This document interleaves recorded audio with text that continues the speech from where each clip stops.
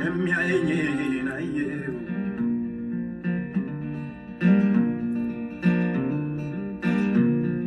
እንቆቅልሽ ለበዛበት ለዚህ ታናሽ ብላቴና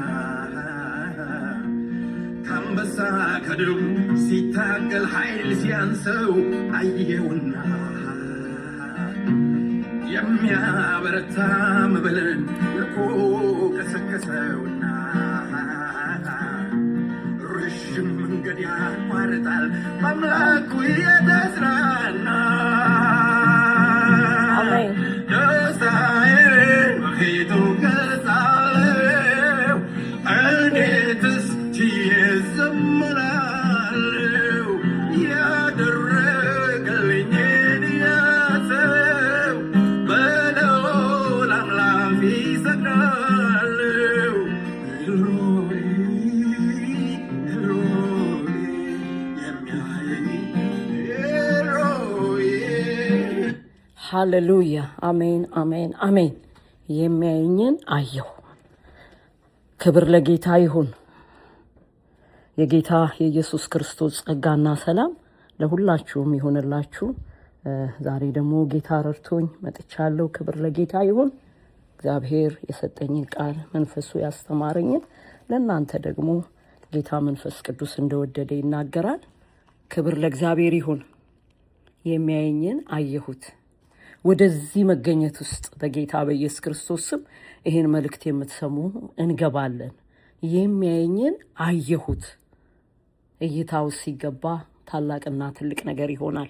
በጸሎት እንጀምርና ወደ ሕያው ቃሉ እግዚአብሔር በቃሉ ስለሆነ የሚናገረን በመንፈሱ መገለጥ ስለሆነ የሚያስተምረን ለውስጣችን ለማንነታችን በተዘጋጋው ነገራችን ላይ ገብቶ ኃይል የሚለቅ ጌታ ነውና ስሙ ይባረክ። በጸሎት እንቀርባለን። ሃሌሉያ። ቅዱስና የተፈራ ያለህና የምትኖር ደግሞ የምትመጣ በምንም ሁኔታ ውስጥ ብንሆን አንተ ግን እይታ በእኛ ላይ ስለሆነ እናመሰግንሃለን ጌታ ሆይ። እኛን ወደ እይታ የምታመጣበት መንገድ ድንቅ ስለሆነ ስም ይባረክ።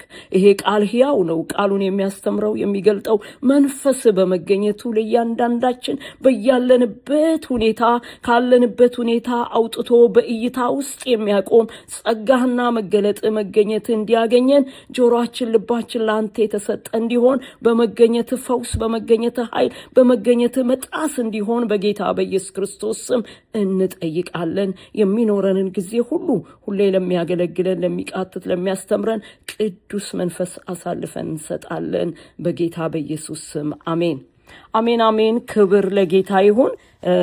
የእግዚአብሔር ቃል እናነብና ከዚያው መንፈስ ቅዱስ እንደመራን ወደ ጸሎት እንሄዳለን። ስሙ ይባረክ።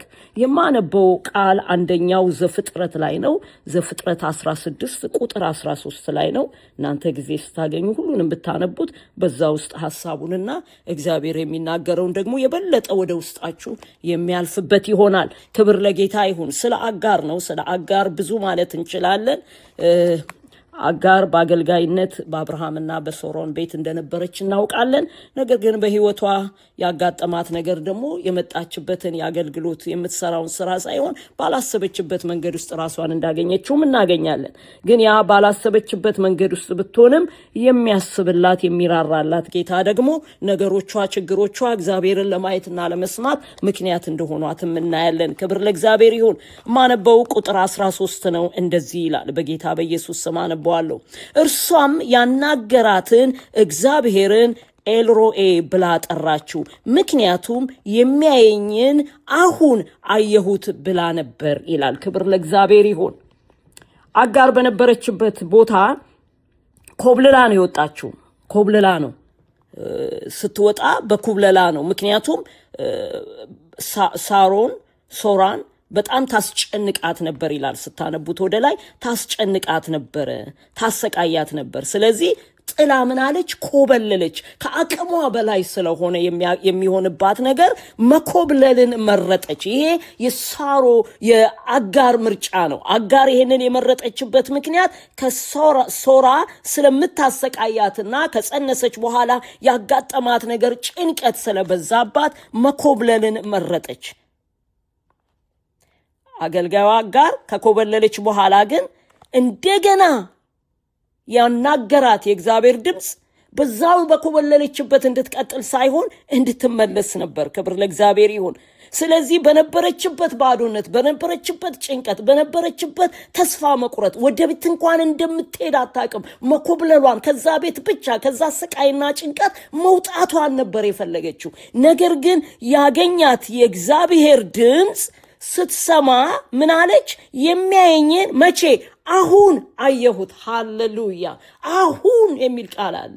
በሆነ ሁኔታ ውስጥ ሆናችሁ ወገኖቼ ይህን መልእክት የምትሰሙ ምንም አይነት ነገር ውስጥ ልትሆኑ ትችላላችሁ። ይሄ ማንነታችን የሚሸከምበት መጠን አለው። ችግሮቻችንን የምንገዳደርበት በስጋችን ማለት ነው። በመንፈስ ይታልፋል። ያንን መረዳት እስከሚገባን ድረስ በዚህ በስጋ የምናልፍባቸው ችግሮች መጠን አላቸው። አቅም የምናጣበት ጊዜ አለ።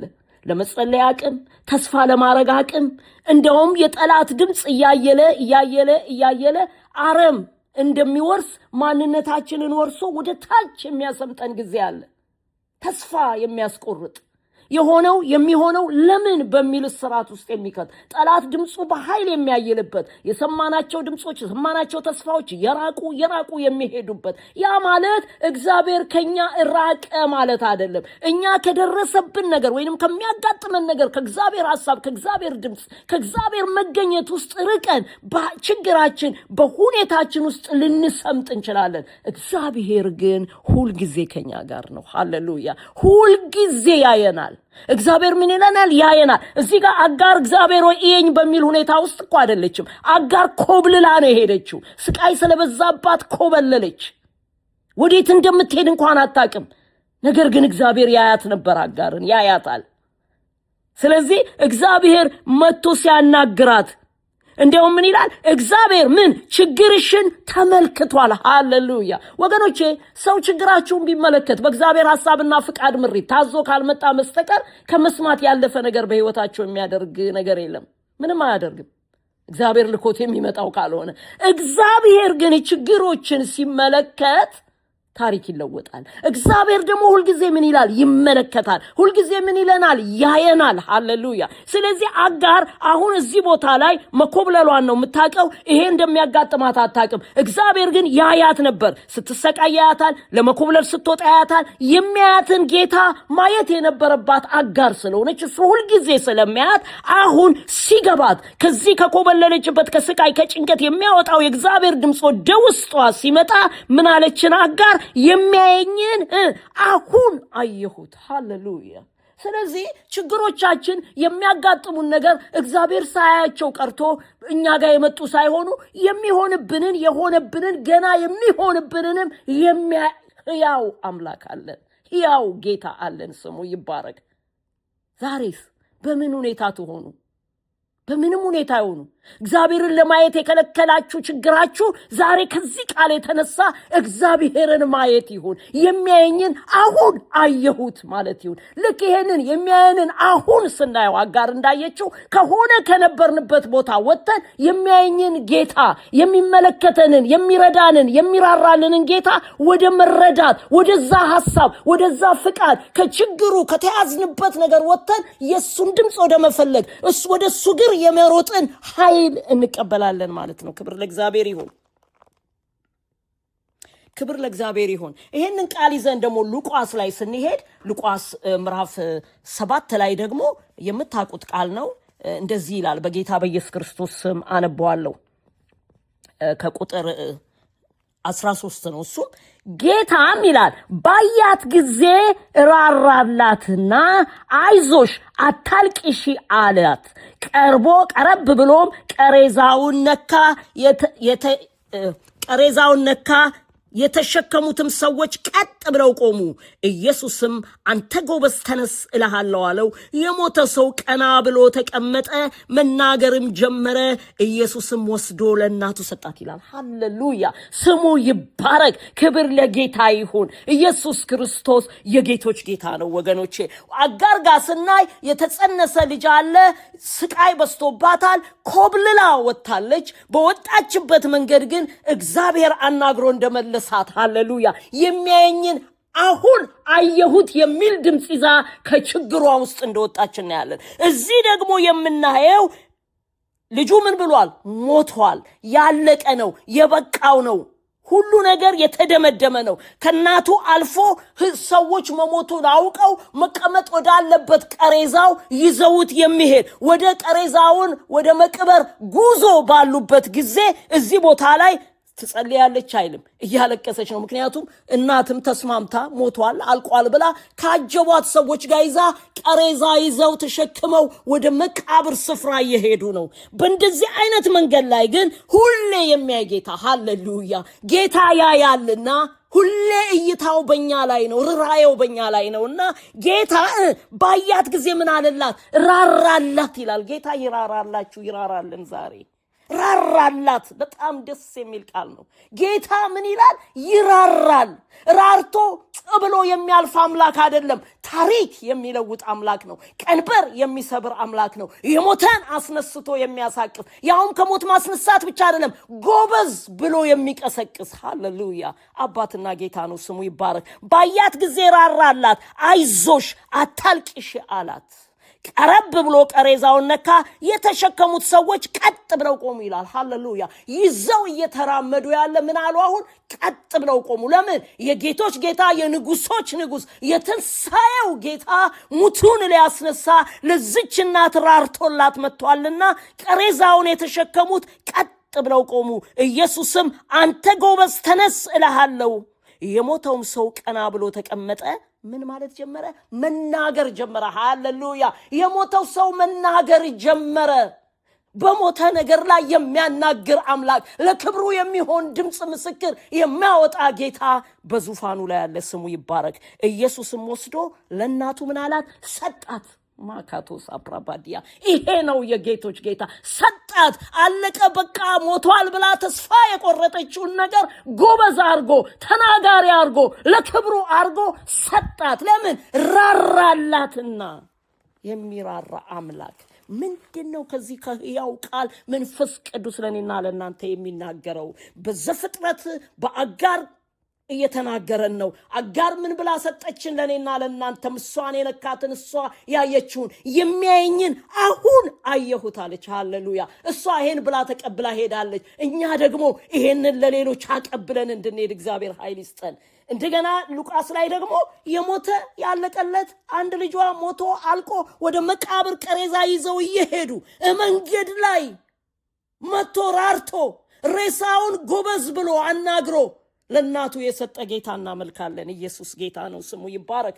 ክብር ለእግዚአብሔር ይሁን። በዚህ ያው ቃል ላይ ለእያንዳንዳችሁ ባላችሁበት ሁኔታ መነሳት ይሁን። መንፈስ ቅዱስ ባላችሁበት ነገር ላይ የሚያያችሁን ጌታ አሁን አየነው የሚል ኃይልና እሳት ለእናንተም ይሁን ብዬ እግዚአብሔርን ለምናለሁ። ክብር ለጌታ ይሁን። በዚህ መንፈስ ሆነን ስለሰጠን ቃል ሁልጊዜ ጌታ ስለሚያጽናናን፣ ስለሚያበረታን፣ ሲጨንቀን ሲከብደን፣ አልገባ ሲለን፣ ነገሩ ትርጉም ሲያጣልን፣ ራሳችንን እግዚአብሔር ካሳየን መንገድ ስንንገዳገድ ስናገኘው የስጋ ፍርሃት፣ የስጋ ጭንቀት፣ የስጋ ተስፋ መቁረጥ፣ የስጋ ሐሳብ በአንድ ፊት ሲያናግረን እግዚአብሔር ደግሞ አይዞህ እኔ ካንተ ጋር ነኝ፣ እኔ ካንቺ ጋር ነኝ። አዎ በውሃ ውስጥ አልፋለህ፣ አዎ በእሳት ውስጥ አልፋለህ፣ አዎ በውሃ በእሳት ውስጥ አልፊያለሽ፣ ነገር ግን እኔ ካንተ ጋር ካንቺ ጋር ነኝ። ሃሌሉያ! ኢሳይያስ እንደዛ አይደለም ይላል? ከኛ ጋር ነው እግዚአብሔር። ስለዚህ ብዙ ጊዜ ሁላችንም ውሃችን ላይ፣ ወጀቦችን ላይ፣